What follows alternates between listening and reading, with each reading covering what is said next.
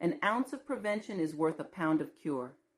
It's a phrase as old as time, yet its relevance seems to have waned in our modern, fast-paced world.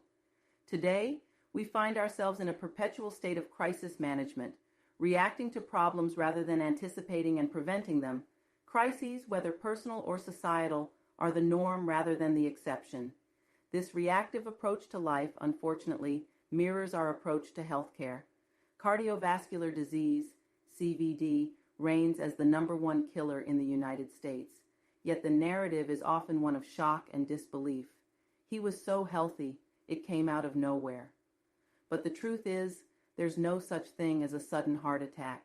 Years, even decades, of underlying issues like inflammation, eye disease, and erectile dysfunction in men can foreshadow this catastrophic event. To dismiss red flags like these as isolated incidents is to ignore the body's desperate plea for attention. The proverb, "A stitch in time saves 9, echoes this sentiment.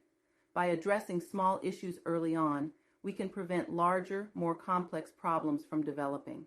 This is a concept that seems to have been lost in the shuffle of our healthcare system. The stark reality is that the U.S. spends a staggering amount on chronic and crisis care compared to prevention. Chronic diseases, such as heart disease, stroke, cancer, and diabetes, and their risk factors account for more than 80% of U.S. healthcare costs. In contrast, prevention efforts receive a fraction of this funding. A contrasting picture emerges when we look to European countries.